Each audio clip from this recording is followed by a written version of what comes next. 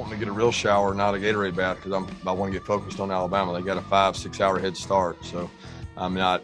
I'll be honest with you guys, I'm not interested in celebrating that. We'll look back on that win, and that'll be great. But we're focused on the task ahead. That's the objective, and that's what our guys. They worked their tail off for 3 to 4 weeks to get this opportunity, and it was a 1-game season, and now it's another 1-game season. I'm not focused on Gatorade baths.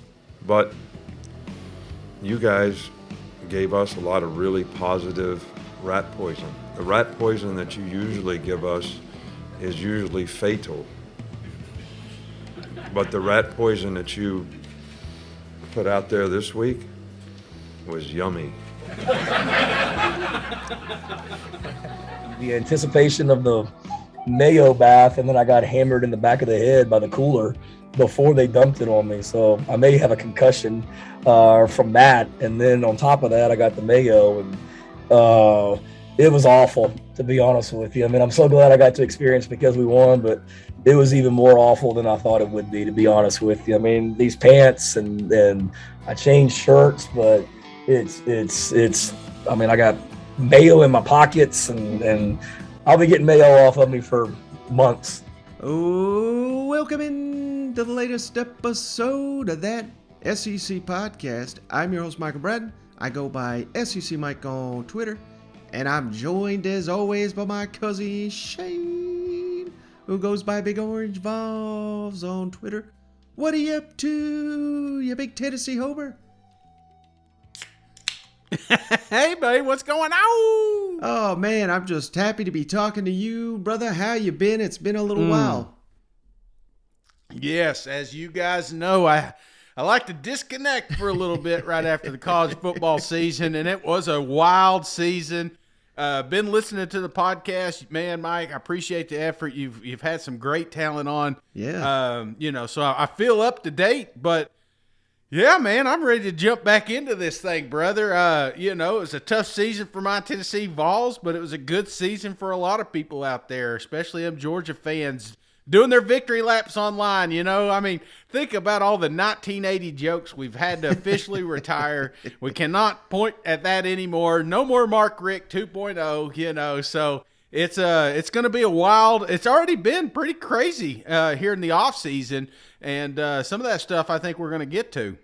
Yeah, without a doubt. And when I reached out to you, Shane, I said, hey, can I get you on the pod here? For Monday's show, it's always a big one. And he says, yes, but you better make it fun. You better make it interesting. Otherwise, I ain't showing up. So, hey, I got 2 fun ideas we're going to break down. We're going to rank the players that are left early for the NFL, toughest to replace, and then I'm already starting to look up next season. I didn't say that, by the way. What I said was, let me eat my dinner first. Wife brought home a calzone. Man, my diet is wrecked, brother. Let me tell you real quick. I'm not, Noom doesn't sponsor this thing, but I've tried every diet known to man, and I said, you know what? Maybe it's psychology. Maybe that's my problem. So I jumped on this thing. I saw a couple cool commercials, and buddy, I'm off the wagon. It's January 23rd. I just enjoyed a wonderful calzone from my favorite Italian place. And, I told Mike, I said, you know what? I think the problem is we got a vacation coming up, and I keep kicking, I just I don't want to start a diet knowing I'm going to be down there in Orlando, eating all the food there at Disney. So I was like, I don't want to start a diet now. So I thought maybe if I could just kind of maintain, and I thought the Noom thing would help because it helped me with the psychology. But, man, every morning I'm like, I ain't got time for your lessons. I ain't got time for the weigh-in. I don't want to log my food anymore. I feel guilty. But, Mike, I promise after the trip I'm back on it. But, yeah, even the cold beer, I was like, you know what? I'm just going to drink water. Clearly that didn't last. My New Year's resolutions is shot to shit, But, hey, there's always next year, Mike. Yeah, Shane's the only guy I know that he gets in vacation mode 2 weeks before the actual vacation. But and that's how much we're looking forward to this trip. I can't wait to be down there with you, buddy. But absolutely. Before we get to our show topics, we did have a couple of news items around the league. Shane, just want to hit on these real quickly. I'll probably take a deeper dive on some of this stuff throughout the week. But, hey, potentially big news, Shane, because Georgia receiver Jermaine Burton, we touched on it last week, entering the transfer portal. He has made his decision, Shane. He's going to Alabama. So Alabama losing their top 3 receivers to the NFL. Now they slide in one of the most talented Georgia receivers to that roster. Man, this Georgia-Alabama rivalry's heating up even in the transfer portal season. You know what? Oh man, Mike, that's a blow, man. That's just downright evil. You know, I think there's a list when you're a Georgia receiver of places you can't go, and I would think to the top of that list is the University of Alabama. So I could just imagine how many unfollowers he got there on Twitter this week. And speaking of Georgia transfers, another big one, Shane. This was already kind of suspected, but made official. Former starting safety Latavious Brini, Shane, started for the national champions for 11 games. He is headed to Arkansas. So that's a hell of a pickup for Sam Pittman and company, who they lost a couple transfers. Now they've gained even more than they've lost. Anytime. I mean, imagine where we're at now with the Arkansas Razorbacks, Shane. This is what we keep trying to tell people here. You are pulling starters from the national championship team to come to Fayetteville. I mean, these aren't garbage players. These aren't players that were recruited highly and never have done anything in college. This is a starter off the national championship team coming to Fayetteville to secure the back end, which I think was the weakest part of that defense last season. So, man, that's a hell of a pickup for Arkansas. Absolutely, man. This is what you want to see from Sam. You know, everybody's been looking for the drop off, but man, they just keep winning, and it's starting to show up on the field, and it'll keep showing up on the field because in the offseason, if you can steal from national championship teams, man, I mean, that's what you want, brother. That's what you want. You want to be able a transfer portal. It's okay if you get some guy from Louisiana Tech, some backup safety or something like that. But when you could steal from a reigning national champ team, that just speaks volumes to how good your coach is doing. Yeah, without a doubt. And then we got a couple quick coach news here, Shane, just the assistant coaches, but sticking there with Arkansas. Surprising news here. Jermial Ashley, the defensive line coach, he got fired over the weekend, Shane. And this comes after Sam Pittman said he wanted to keep all his assistants. So I don't really know what the backstory is, but something obviously happening down there in Fayetteville. I'll try to get some more inside info on that. But, hey, it's interesting. Probably it was in Vegas. That's what I'm thinking. I don't want to start the rumor, but maybe it was a wild weekend of it. Just kidding. Don't put it in the papers yet. Texas A&M, they finally got themselves an offensive line coach, Shane. Steve Addazio, former Boston College head coach, Colorado State head coach, and he worked for Urban Meyer. He was the offensive line coach for the Gators when they were winning national championships. Now he's going to work for Jimbo Fisher at Texas A&M. So that looks like was this last year? Yeah, last year. I'm sorry. Was he in Boston College last year? I'm sorry. No. I think this was okay. I can't remember how long ago, but last season I believe he was head coach at Colorado State. So, hey, okay. Anytime you can hire a damn offensive line coach that's been head coach a number of stops, I mean, that's got to feel like that's a win for the Aggies. Absolutely. I was just thinking, them Boston College boys, we got a little dose of them when Mizzou went up there, and they had a hell of an offensive line. So I don't know if he had anything to do with that, but I think that's important, especially, that's one of those things that don't get talked about a lot. Somebody with head coaching experience. Now, I don't think he's going to, take over any jobs, but there's some things that maybe he's had to encounter that, he could that he can help Jimbo with. So I think that's a big hire for them. And then Auburn finally got them a defensive line coach, Jimmy Brumbaugh, who this was the guy, Shane, that Pruitt fired in the middle of the – remember I know you don't want to talk about this guy, but there was a quarterback at Tennessee, threw a couple pick sixes, and then immediately after they fired the defensive line coach, and the joke was, well, hell, that'll fix the quarterback, fire the defensive line coach.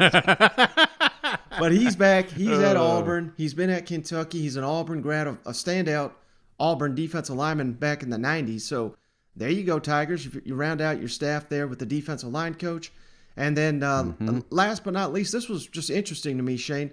because Ole Miss corner coach Terrell Buckley, he just abruptly announced, hey, I'm leaving Lane Kiffin's staff. This was, I think, on Friday. And now with this news, Shane, Ole Miss is replacing their offensive coordinator, defensive coordinator, special teams coordinator, running back coach, corners coach. So, man, a ton of turnover there in Oxford. And hell, we got great faith in Lane Kiffin. He's been one of the best hires since in recent SEC memory. So, hey, I'm not saying this is the end of Ole Miss football or anything, but just it's interesting. So much turnover there after the huge 10-win season.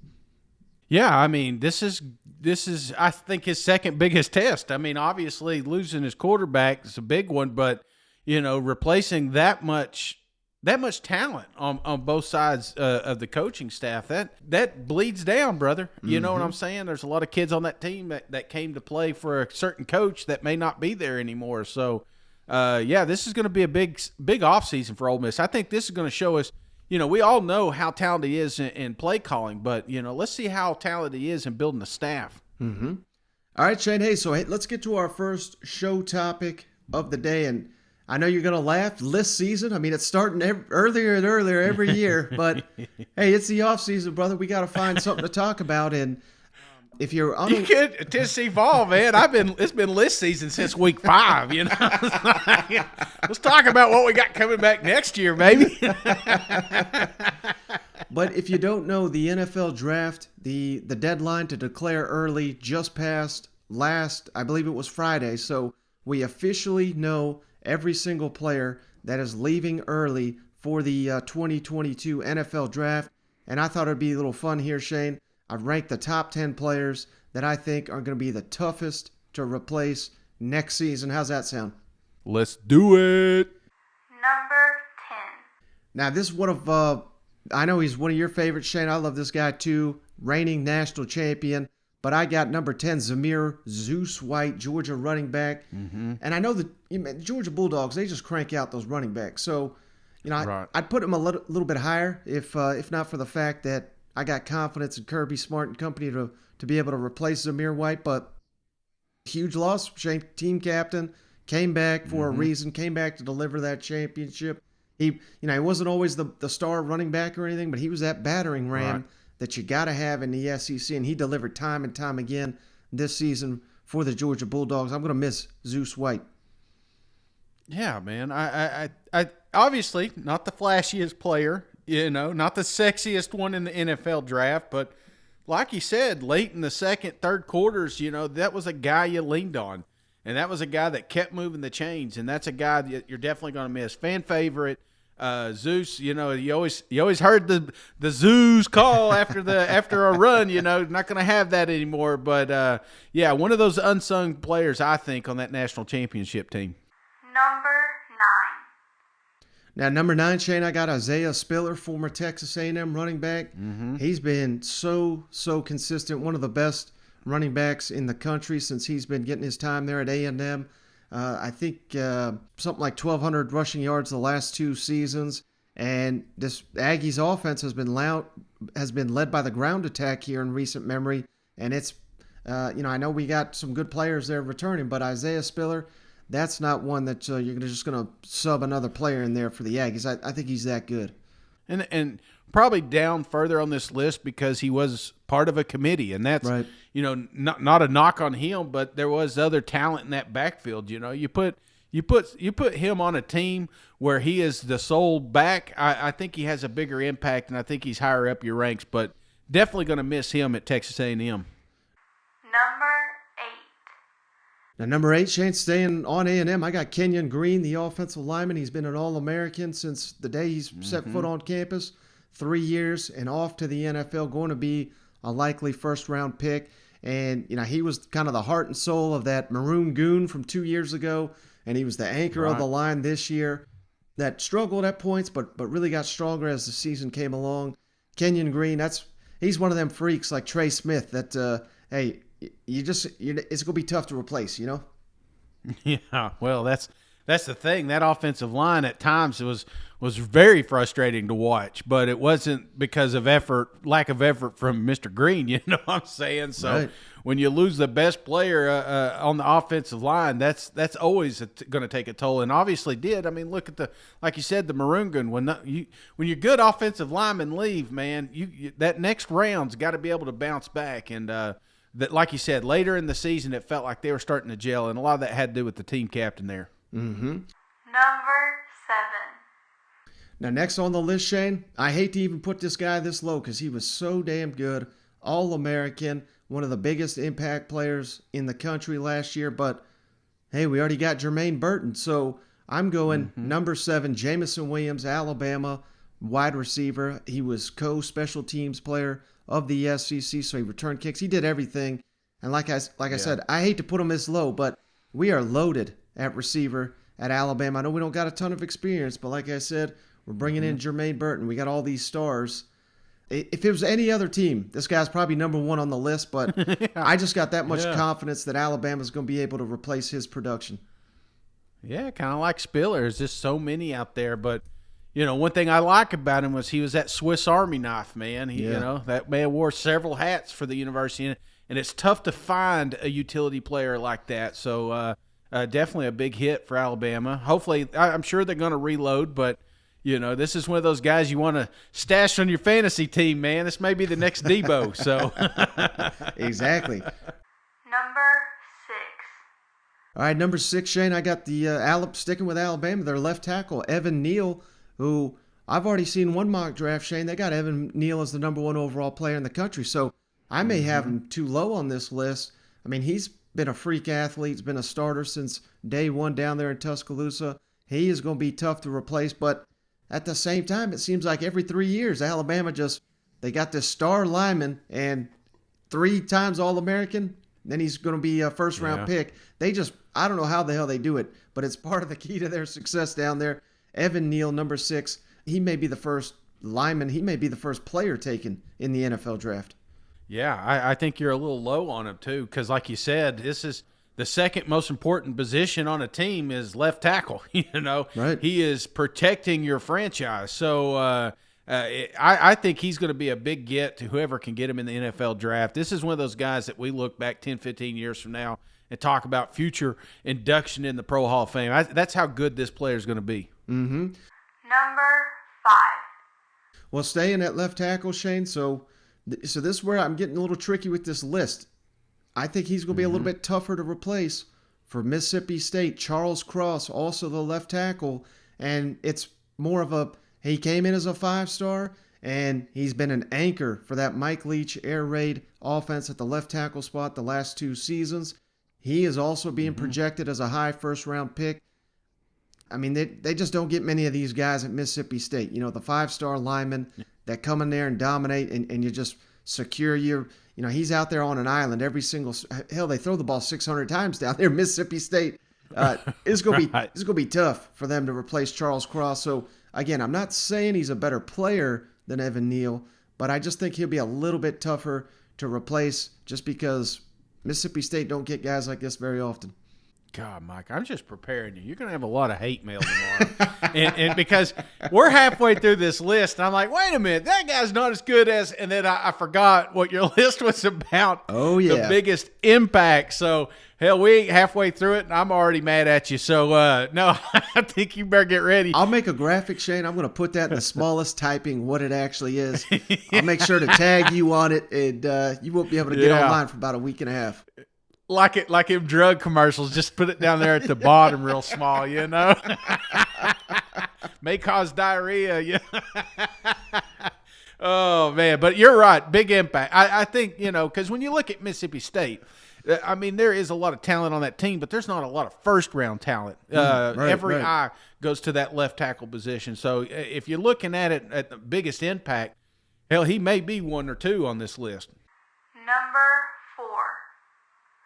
How about number 4, Shane? I love this guy, Buckus Award winner, Nakobe Dean, linebacker for Georgia. Oh, my God. I mean, he was all over the damn field. And again, he'd probably be number 1 on this list if I didn't have so much confidence in Georgia.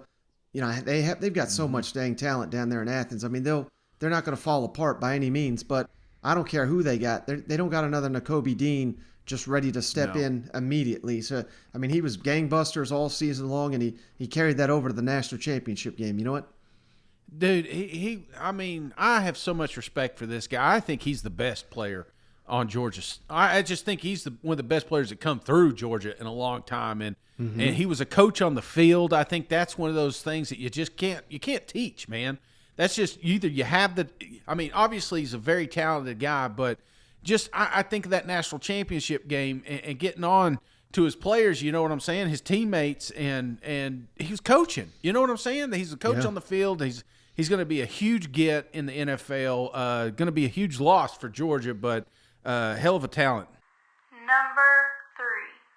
Now, here's where it's going to get tricky, Shane. This is where the real complaints are probably going to come in. Number 3, I got Wan'Dale Robinson, Kentucky receiver, 120-something catches. He shattered the school record for catches, receiving yards. I mean, he was the one that made that offense go, and I think he's going to be a first-round pick. You talk about Deebo Samuel. I mean, a little bit different body type, but I could see Wan'Dale being this type of player in the NFL. Special teams, offense. Hell, they may even bring him in on Hail Marys to intercept passes. You know what I mean? Like, he is that versatile. He was that important to Kentucky's football success this year. And, man, they just ain't got no one else like him on the roster. They're going to have to hit the transfer portal just like they did to bring him in if they're going to have any hope of replacing Wan'Dale. He was that critical, I thought. Well, Mike, I think they didn't win some of their games last year if they weren't two-dimensional, and that's something we talked about going into the season. But if it weren't for Wan'Dale, they would just be a running team. They wouldn't have changed anything. So him alone sometimes took over a game. So absolutely very important for University of Kentucky. And obviously they're going to have to get – I think it's one of those they're going to have to get multiple guys because he was just that good of a talent for Kentucky. Number 2. All right, number 2, Shane, one of my favorite players here, Treylon Burks, Arkansas receiver. I mean, it's so cliche to say, but he really is like a man amongst boys out there. You know, I mean, there was no stopping him. He's bigger than everybody. He's faster than anybody. He's got hands that are like 11 inches, something crazy. Like he can catch a football with a couple fingers, you know, if he tried. So, I mean, Arkansas, we love the progress there that they have been making in Fayetteville, but they simply don't have another Treylon Burks because I don't know if there's another one like him in the country. He is just going to be impossible to replace next season. Oh, yeah, absolutely. He's one of those guys when he was hurt and he wasn't out there, it clearly shown on the offense. They had trouble moving the ball. So he was their offense at times. And it was so funny because he's one of those guys that's like anybody in that stadium knows exactly who's going to get the football and you couldn't stop him. So absolutely. That's one of the biggest lost Arkansas history right there. Number 1. Right, number 1, Shane, toughest guy to replace. I think is the only guy that can knock Treylon off the perk, and it's mainly because of the position he plays. And, you know, he's a hell of a player in his own right. But Matt Corral, Ole Miss quarterback, he just meant so much to that team this year. And I think, you know, him getting injured towards the tail end of the season, it certainly played effect on the team, and that's why they lost the Sugar Bowl. And, you know, there's not a lot of players out there, Shane, that are going to be first-round draft picks that would have said, all right, I'm a quarterback, you know, I'm kind of small in stature, but you give me the ball 20, 25 times against a team like Tennessee, and I'll rush it. I mean, this kid did whatever they asked of him, and, you know, just one of the toughest, most talented players. And I think once more and more NFL people study the tape on Matt Corral, I think that's why he's going to be the number 1 overall pick. Well, not number 1, I guess, because Jacksonville's got it, but the first quarterback taken in the NFL. To me, it's not even a question. I'd go Matt Corral for his talent, his leadership, his toughness. He's just an impossible to replace player. Oh, clear answer, Mike. I mean, obviously, everybody listening knew that should be number 1. I still think you can make an argument. Nakobe Dean, I think he was a little bit further up the list, but I don't know, man. I can hear everybody typing right now. Mike is an idiot. So just be sure to let him know that this was not my list. This was yours. But Matt Corral, I think, obviously was Ole Miss's offense. Lane Kiffin got, I think, a little too much credit last year for what what Matt brought to the table, and you're not going to be able to replace that. That's one of those guys that come through every so often. You're just like, damn, that Johnny Manziel that just took over, and Cam Newton. It's just one of those quarterbacks that come through every so often, and they just change your program. And we're going to look back, and we're going to talk about how great Matt was for a long time. All right, Shane. Hey, now, one other guy I didn't mention, and we're probably going to get critiqued for not having him on the list. Derek Stingley for LSU. But, yeah. My God, I mean, he didn't really even play like the last 2 years. So I feel like he's been gone since the championship team. He's, I don't want to call him out or anything, but it certainly seems like he's not been a part of the team since Joe Burrow. You know what? Yeah, I thought he's been in the NFL for 3 years. Is there any other? Let me ask you, since we're talking list here, is there anybody that you considered but didn't put on the list? I mean, is there just? I don't want you to do a deep dive on it, but I guess some honorable mentions. Yeah, so Kevin Harris, South Carolina running back. I probably would have put him in the top 10, but I thought Zaquandre White was maybe even better than him last year. So. Yeah. I don't know. It didn't make sense there. DeMarvin Leal, he's been outstanding for Texas A&M on the defensive line, but I just think that with the linemen they got, I don't know. I think they could possibly replace him. John Mechie for Alabama, he's been outstanding. I got him some consideration. Christian Harris, another outstanding Alabama, this time a defensive player. Martin Emerson from Mississippi State, he's been great at corner. Also considered him, and one other guy, Trayvon Walker, Georgia defensive lineman, but man, them linemen grow on trees down there in Athens. So, well, let me ask you, because the one I think you're missing here, and help me if I'm wrong here, but where's Beatty at? Damn it, Shane. I mean, no. I mean, no. Don't call. I think he was a senior. Yeah, but he's still gone. Is that not count? No, these are guys that are leaving early for the NFL. Oh, okay. Well, he still should be on your list. That's who's coming at you, man, because Mizzou, make sure you specify that, because I was thinking in the back of my mind, I was like, damn, nobody's changed an offense more than Beatty has. So, I mean, he was Mizzou. So, all right. Okay, man, that makes sense now. So just people episode, that left early. Seniors, most important.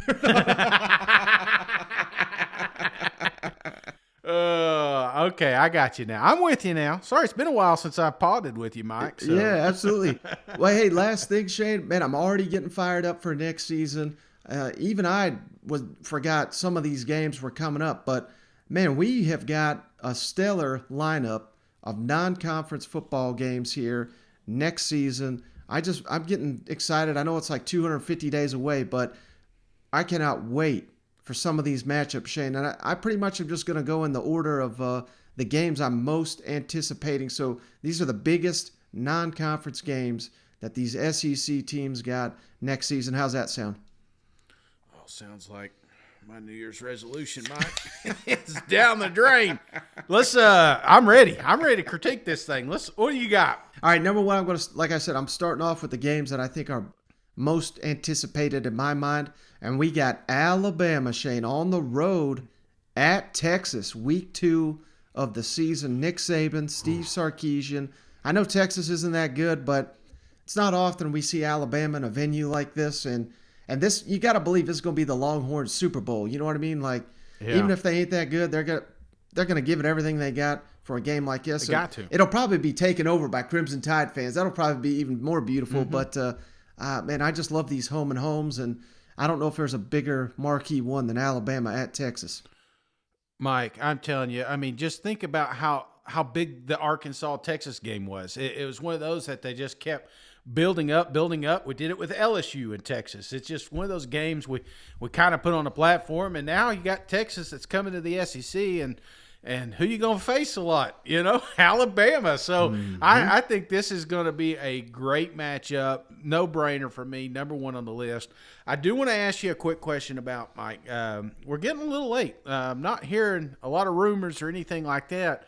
It doesn't sound like Texas and Oklahoma are moving anytime soon, correct? Or are you hearing anything or anything? I know we've got over the news section, but since you brought Texas up, I'm just wondering, are we still on schedule multiple years down the road bringing them in, or do you think this thing changes in the offseason? Well, apparently, Shane, the SEC is basically, they're in the process right now of getting – so next season is going to be obviously the 2022 season. Uh-huh. And right now they're in the process of doing the 2023 season. Mm-hmm. And from what I'm hearing, they are basically doing two schedules. So one without Texas and Oklahoma and one with Texas and Oklahoma for 2023. So it certainly seems like that's kind of what the target date that they're going for. But if they can get it done even quicker, they would, but I wonder how that would affect the schedules that are already out. I mean, they're so far out. I know we can rearrange them, but it would cause quite the headache. So, I mean, at this rate, I don't know if it's going to happen. I really don't for next season, but I certainly hope it does because, man, that'll just throw a monkey wrench in the whole thing. And if we know it's coming, it needs to come quick. You know what? Absolutely. Well, I mean, and they kind of threw it together during COVID. You know what I'm saying? When they did the all SEC schedule. So it is feasible. It is possible. Mm-hmm. But I'm with you. I think we're going to be at least another year out. So it's a taste, man. We said it last year when they played Arkansas. But who better than Texas and Alabama? I think that's going to be a awesome, awesome game. Now, how about this one, Shane? Another home and home. It's great. We're getting more and more home and homes. We're moving away from the neutral site games. Miami at Texas A&M, Shane. I didn't even forgot all about that one. Week 3 of the season, College Station. What a setting. And I know Miami's not like the greatest team in the world, but seeing Miami in College Station, that's going to be just incredible, incredible atmosphere. So you're saying this is number 2 on your list? I think so, just because that's a marquee program coming. I don't know if they've ever played in College Station. Yeah, well, I mean, I get it, but it seems like we do this every year with Miami, and we talk them up, and they're going to be good, I mean, then we watch Florida kick their ass. Then we watch Alabama kick their ass. It's like, come on now. I mean, when do we stop putting Miami up there on the list, So I don't know if I'd have it quite number 2 yet because I think this one we're going to turn over in the second quarter. We're going to say, what other game is on? All right, how about this one? This one should be a little bit more competitive, but I docked it because it's a neutral field, Shane. We hate these neutral fields. Georgia versus Oregon in Atlanta, opening weekend. The national champions, and don't forget, defensive coordinator Dan Lanning, he's taken over at Oregon now. Oregon's got Bo Nix now. I mean, so this is going to be a little bit more marquee of a game. Oregon is pretty damn good. I think they were number 2 in the Pac-12 last year. So yeah, there was a lot of. They beat Ohio State there for a while. Was considered being one of the college football playoff teams. So this is a big game. Obviously, Dan knows exactly what's coming to town. Where's it going to be held at? It's a neutral site game, right? So in Atlanta, in the Mercedes-Benz Stadium. Oh God, it might as well be in Athens, brother. So exactly. That's going to be a good game. And it's always fun to watch Oregon. I think of some of the games they've had in the SEC past. Wasn't it Auburn? That one came down to the wire. So they've been competitive. I expect this to be a little bit more competitive than we've seen in years past from Oregon. So, good game. I like this one. I'd move this one. Man, this is probably number 2 on me right now. All right, how about this one, Shane? Cincinnati just went to the playoff. Opening the season at Arkansas, and that'll be a nice little test for both those teams. But hey, there's no cupcake for Arkansas right off the bat here. You want to prove that Cincinnati don't belong on the same field with you. So that's a big one for me. Did Cincinnati lose their quarterback? I think they lost damn near everybody, but oh, that's great. Hey, the good news is, Mike, we can go ahead and get rid of the undefeated talk. You know what I'm saying? We don't have to worry about these guys getting penciled in for the top 4 teams in the country. So, no, it's. I mean, there's still going to be a top 25 program, I'd imagine, and this will be a big victory for Sam and them. I don't want to give away my pick just yet, but I think this is going to be a great game, good test, and it's going to get you ready for the SEC quicker than everyone else. Now, how about this one, Shane? I probably underrated this one, but we got Utah just won the Pac-12. They played in the Rose Bowl, opening the season at Florida, the first game of the Billy Napier era. That should be a hell of a matchup too, don't you think? Yeah, Utah's one of those tricky teams, man. I mean, it's one of those that you automatically give yourself a victory, but then, at halftime you're like, holy shit, this thing's close. It's like, Yep. So you cannot sleep on Utah. I doubt the Florida Gators will, but this is going to be a good game. I'd like to see this. Now, how about this? Again, this is the last neutral site matchup, thankfully, on the docket here, but we got LSU versus Florida State in the season opener in New Orleans, where the Saints play. So it's going to be a home field advantage, I would imagine, for LSU. But first game of the Brian Kelly era against Florida State. Yeah, he's got a lot to prove in that one. No, I like this. This isn't a matchup you're going to see often. So this is one. I don't think have they ever played. I've not been on. I've not checked their Wikipedia lately, but I can't remember a time these two programs got together. Do you? I feel like they might have played in a Sugar Bowl or something like that, but yeah, I don't know. LSU, FSU. What? They make a little app called Google. So let me just see if LSU Wikipedia. I'm sure you could pause it for the listeners. Yep.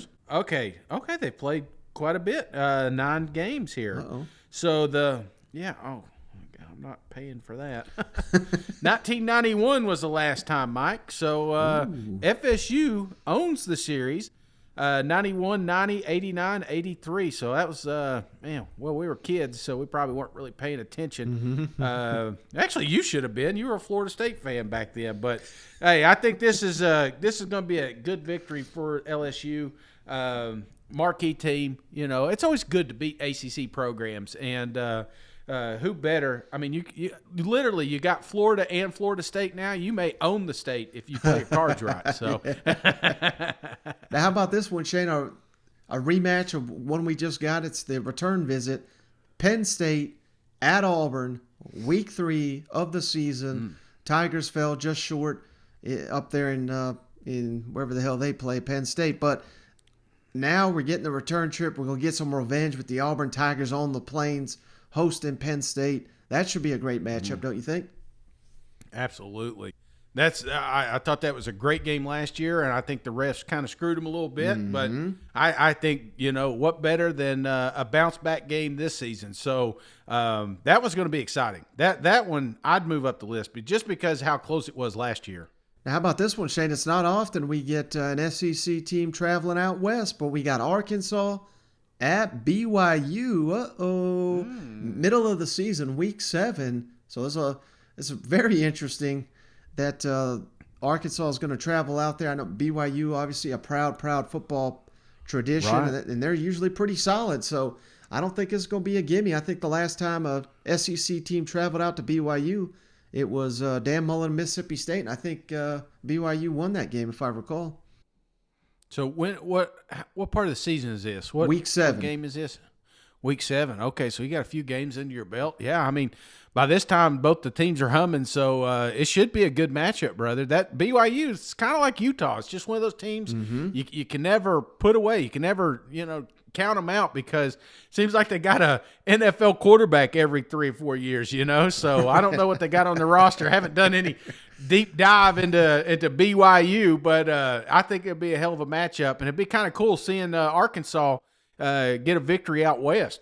Now, how about this one's for you, Shane? Revenge game for last season. It's the return trip, the Johnny Majors Classic here. Tennessee at Pitt, week 2 of the season. Josh Heupel, Hendon Hooker. They got to get this one to make up for last year. You know what? Yeah, maybe they'll talk about Johnny Majors a little bit here. It felt like it was Peyton Manning and the quarterback. So I we don't have to listen to that for 2 or 3 hours. So I think this is going to be a good matchup. This is a kind of like you said, a revenge game. I think Tennessee, if they would have played them at the end of the season, I don't think it would even have been close. So now Tennessee has an identity. Tennessee has an offense, and it'd be fun to go up there in Pennsylvania and get a victory.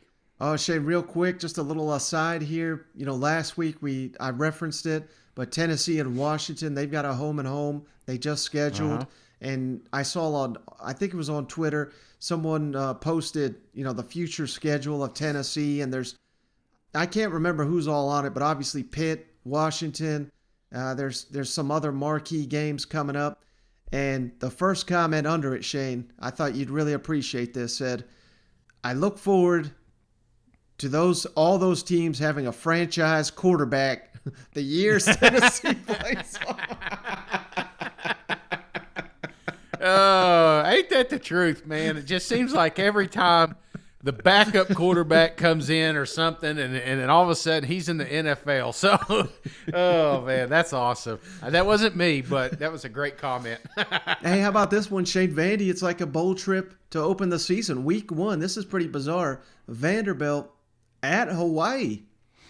Nice little trip. I'd go out there a couple weeks early if I was Clark Lee and Company and just soak it in, hang out with the Flying Hawaiian, get you a win to start the season because Hawaii's not worth anything. How about that? That's a pretty interesting one. Yeah, Clark Lee scheduled that one, didn't he? He's like, does San Diego got a team? Let's go over there next year. Well played, Coach. Well played. No, that'd be a fun game. It'd be a late game, too. So not used to watching those after-hours pack games, but that would be a good matchup there. Now, we got 2 from Mississippi State, Shane, back-to-back, week 1, week 2. And I really just went Memphis first because they're week 1 because we got to get payback. They're coming to Starkville next season. And then Mississippi State, again, this is weird, headed out west to play at Arizona. So Mississippi State, they always find these really odd games. NC State, Memphis last year, this year, Memphis, Arizona. But, man, the Pirate facing a Pac-12 opponent that he's crushed time and time again. I can't wait to see that. But really looking forward to this Memphis game because as long as the same refs don't show up, we're in good hands here in the SEC. You know what? Yeah, that's right. Another revenge game for the refs. But I think this is I like this. I don't know if you've noticed, but it seems like they are making an effort to get out west. The SEC's growing. We've got Texas. We've got Oklahoma now. The only thing now is just to take over the West and the North. So you do that by scheduling games out there so more people have their eyes on you. So I think this is a smart move from the Pirate and gang. I think this thing's been playing for a few years. I don't know if I can give him credit, but it will be an awesome matchup, and I like seeing it. Now, how about this one, Shane? Missouri at Kansas State, week 2 of the season. That's, again, not a typical SEC stomping ground. Their game in the Midwest. That's going to be a big one for Eli Drinkowitz and company because Kansas State, I know LSU basically took half a team there, but Kansas State beat them. So, hey, we got something to prove here against Kansas State. Yeah, fun team to watch. What was it? Mississippi State they played a few years back. That was a hell of a game. I remember you bet on that one. Yeah, I did. Of course, I did. That's the old helicopter game, I think. So when what's his name got sent up in the air. But anyway, that should be a good matchup. Now, Dan Snyder, what is he, 105? He's going to be coaching this thing, or they got another son in there? They got his 50-year-old grandson taking over. So there you go. And last one, Shane, Ole Miss at Georgia Tech. I don't know that they've ever played. Week 3 of the season, they are traveling to Atlanta to take on the Yellow Jackets. So I just thought that'd be a little bit of an interesting game. Ole Miss at Georgia Tech. Yeah, if it's the same Georgia Tech I saw last year, that won't be a game at all. So that's a tune-up game right there, brother. And the only 2 teams we didn't mention, South Carolina and Kentucky, Shane. I mean, my goodness, you look at their non-conference schedule, it's laughable. Yeah. Outside of the South Carolina at Clemson, of course, so that's got to be the marquee one. And then Louisville at Kentucky. They're the rivalry weeks. We always look forward to those, but the other 3 games those teams are playing, not even worth discussing in this format. I mean, they're that bad. Hey, that's what you do, man. That's what I'd do if I was a new coach. I don't know what Mark's excuse is. He could take on quite a few teams out there, but if I'm a Beamer, this is what I want. I want a couple of easy victories because I want to make the bowl. So Right. I do that by scheduling these. So I don't blame them. And when you do have your rival is Clemson, a team that keeps finding their ways into college football playoff talk, you definitely got to be careful with scheduling. So I don't blame them on this. Now, a couple of years from now, when Beamer's got the boys humming, we're going to make fun of that schedule for sure. Mm-hmm. Like Mark should have scheduled somebody. There's no reason. Do you have their off season? Do you have their three opponents? Yeah. Okay, so here's Shane. Here's the non-conference schedule for Kentucky next season. And these are all home games. Yeah. All 4 of them. Miami, but of Ohio. Oh. Miami of Ohio to open the season. Youngstown State, week 3. That's not even FBS team. Northern Illinois. And then Louisville there to close out the schedule. So, I mean, you got – there's your four wins right there. You got to beat Vanderbilt. Youngstown. You're one SEC. You got to win 2 SEC games to go to a bowl game. Yeah, those boys work the mines in the morning, then they're going to play at night, Here's South Carolina's, because we're not just trying to call out Kentucky here. Georgia State at home. Mm-hmm. Charlotte at home. Ooh. South Carolina State at home. So, I mean. Don't even know where it's at. Don't even know. That's one of those made-up teams that you get on NCAA. Bring them up to the SEC. Tiburon. You remember them Tiburon Sharks? Exactly. Making their uniforms. Yeah. Oh, God. I love it. I love it, man. I don't blame them. I would do it too, man. I just want to win. I'm not going to act like I wouldn't do it. But after my team's, kicking ass in the SEC, I'm probably going to just schedule just one team that is marquee, and I don't have to pay them money to play, Jeez. Well, Shane, I think that's a great place to end the show. I really appreciate all your time on this Sunday evening. I know you want to get back with the fam after that Cal Zone has been digested. And, oh, buddy. Man, so we'll be back for the rest of the week. Got some great interviews lined up, trying to keep this thing going. Like Shane said, we're going on vacation here a week from today. So hey, I'm trying to keep this going until that time, get a little break in. Cannot wait, need a vacation, that's for sure. But anything else before we hop off the line here, buddy? No, man, it's just good to be back on. I like I said, I appreciate all the effort and all the shows you've been putting out, man. I know it ain't easy. So, I think you need a break. Looking forward to it. And, as soon as we get down there, some jaw-breaking news is going to hit. So I'm going to bring my gear just in case we got to jump on. But that's usually what happens. But, no, it's good to talk to you again, Mike. And I look forward to a electrifying offseason. I don't think it's – I don't know. I just feel like this is going to be a wild one, a wild ride. Of course, we're going to have our list. Of course, we're going to still have some experts coming on talking about your teams. But we want you to be prepared. We want you to know what your program's going to look like when kickoff comes. We don't want you to be sideswiped and say, "Well, who's this guy?" So we're definitely going to do our best to bring the pulse of each team in the SEC. And as you know, we love to touch on all of them. Here lately, it seems like it's been all Georgia, Alabama. Well, not anymore. It's all 14 teams, 16. Hell, we may even work in a little Texas and Oklahoma news if we get it. But I'm looking forward to it, brother, and I'm looking forward to the great content we're going to have in 2022, man. Absolutely. Well, I appreciate you, Shane, as always. I appreciate each and every one of you for hanging out. We'll catch you on the next one. All right. See you guys. Go Vols. Yeah. So no other players can at this time say they're going pro. Okay. So I'm just going to rank the top 10 that I think are going to be the toughest to replace. Okay. That sounds good. Yeah. Fun little topics here. And I'm just going to insert a couple of jokes. So Exactly. We're not reinventing the wheel here, Mike.